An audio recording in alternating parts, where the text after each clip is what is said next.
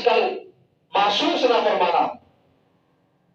ہم لوگ اسکول اور کالج کی تعلیم کی طرف زیادہ توجہ دیتے ہیں، ضرورت بھی ہے، دینی بھی چاہیے، ہم اس کا انکار نہیں کرتے، لیکن ہر خاندان والوں کو، خاندان کے بڑوں کو آپس میں بیٹھ کے مشورہ کر کے اپنے خاندان میں سے ایک حافظ قرآن بھی بنانا چاہیے۔ نبی کریم صلی اللہ علیہ وسلم نے فرمایا، کل قیامت کے دن جب روز معاشر قائم ہوگا تو اللہ رب العالمین حافظ قرآن کے والد کے سر پہ تاج رکھیں گے، اور یہ تاج، اس کی چمک اتنا زیادہ ہوگی کہ لوگ حیران ہو جائیں گے، دنیا کے سورج سے بھی زیادہ وہ چمکدار ہوگا، اور دیکھنے والے کہیں گے ارے یہ کوئی ولی ہے، نبی ہے، یہ کون ہے جس کے سر پہ اتنا روشن تاج رکھا گیا ہے۔ آج کل آپ دیکھتے ہیں سیاسی لوگوں کا پروٹوکول،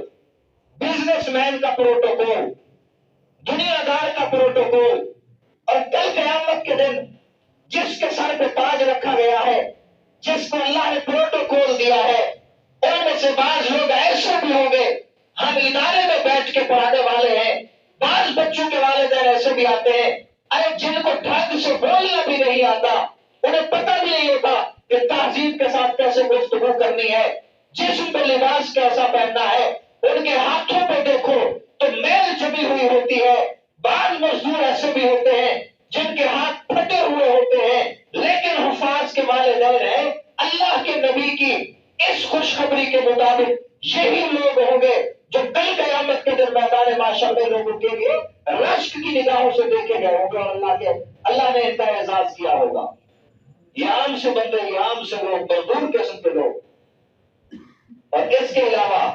اللہ کے نبی نے فرمایا اللہ حافظ قرآن کا ایک اور بھی اعزاز کریں گے، وہ اعزاز یہ ہوگا، رب العالمین فرمائیں گے کہ اپنے خاندان کے 10 بندوں کی سفارش کر کے ان کو اپنے ساتھ جنت میں لے جائیں، اور یہ 10 بندے کون سے ہوں گے؟ جن کے نامہ اعمال میں سوائے کلمے کے اور کوئی نیکی نہیں ہوگی، جب جہنم کا فیصلہ ہو چکا ہوگا، حافظ قرآن ان کو ساتھ لے جائے گا۔ یہاں محدثین کرام نے ایک اور بات لکھی ہے، میں کوشش کیا کرتا ہوں آپ کو مستند باتیں بتاؤں اور جن سے فائدہ ہو وہ باتیں کروں۔ محدثین کرام نے لکھا ہے اس حدیث کی تشریح میں، فرمایا کہ ان خاندان کے لوگوں میں سے